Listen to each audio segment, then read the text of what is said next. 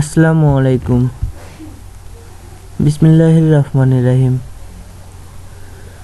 দাঁড়িয়ে রাখার পর থেকে সবচেয়ে বেশি যে কথাটি বন্ধু বান্ধব এবং আত্মীয় স্বজন থেকে শুনেছি সেটা হলো জীবনে সুন্দরী কোনো বউ পাবো না। দ্বিতীয় যেই কথাটি বেশি শুনেছি সেটা হলো হেফাজত হইয়া গেছস নাকি, তাবলিগে যোগ দিছিস নাকি। কেউ আবার এক ধাপ এগিয়ে বলে কোনো জঙ্গি সংগঠনে যোগ দিছি নাকি।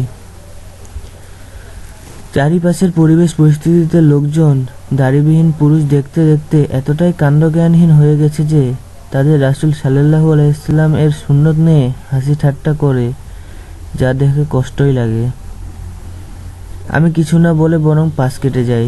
কী বা বুঝাবো, দাড়ি রেখে যে আমি কেমনভাবে অনেক হারাম থেকে, অনেক মন্দ থেকে বেঁচে আছি সেটা আমিই ভালো জানি। দাড়ি রাখার পর থেকে আমি আজান শুনে মসজিদের পাশ দিয়ে হেঁটে যাওয়ার সময় জামাত ছেড়ে যেতে পারি না।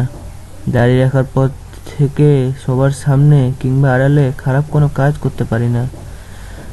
দাড়ি যেন আমার উপর একটি দায়িত্ব চেপে দিয়েছে, খারাপকে বর্জন করে ভালোকে গ্রহণ করে জীবন পরিচালিত করার। তথাকথিত সুন্দরী মেয়ে আমার দরকার নেই।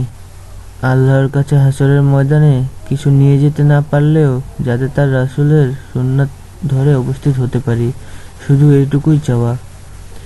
আল্লাহর কাছে প্রার্থনা শুধু যাতে সেই চাওয়াটুকু পূরণ করেন তিনি।